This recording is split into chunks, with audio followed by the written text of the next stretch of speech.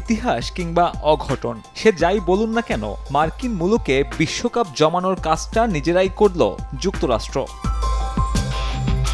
কেবল জমালোই না, গ্রুপ এ থেকে এখন সুপার 8-এ যাওয়ার রাস্তাও অনেকটা পরিষ্কার মার্কিনীদের, যেখানে নিজেদের ভূমিকা তো আছেই, বড় কৃতিত্ব মোহাম্মদ আমিরের।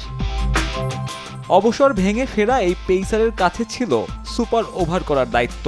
এলোমেলো বোলিং আর 9 বলের ওভারে 18 রান খরচে দলকে বেশ ভালোভাবেই ডুবিয়েছেন।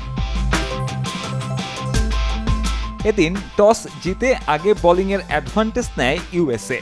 কিছু বুঝে ওঠার আগেই সাজঘরে 3 পাক টপ অর্ডার। শাদাব খান বিপর্যয় সামাল দিলেও তার বিদায়ে আবারও ব্যাকফুটে সাবেক বিশ্ব চ্যাম্পিয়নরা। বিধ্বস্ত টপ অর্ডার আর বাবর আজমের মন্থর গতির ইনিংস, দুয়ে মিলে যাচ্ছে তাই অবস্থায় মেন ইন গ্রিন। শেষের দিকে শাহিন আফ্রিদির 23-এ ভর করে 159 পাকিস্তানের স্কোরবোর্ডে।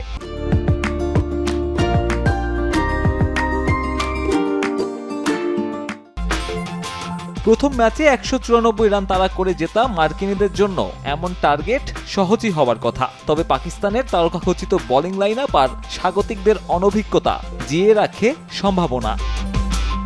পাওয়ারপ্লের শেষ ওভারে প্রথম উইকেট হারানোর আগে স্কোর বোর্ডে 36। এরপর 3-এ নামা গাউসকে নিয়ে মোনাঙ্ক প্যাটেলের 69 রানের জুটি। ততক্ষণে ডালাসে অঘটনের মঞ্চ প্রস্তুত। মার্কিন অধিনায়ক ফেরার পর দলকে এগিয়ে নিতে থাকেন আগের ম্যাচের নায়ক অ্যারন জোন্স।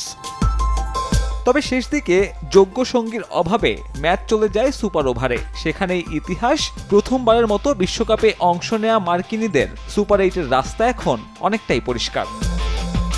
সাব্বির মিথুন, সময় সংবাদ।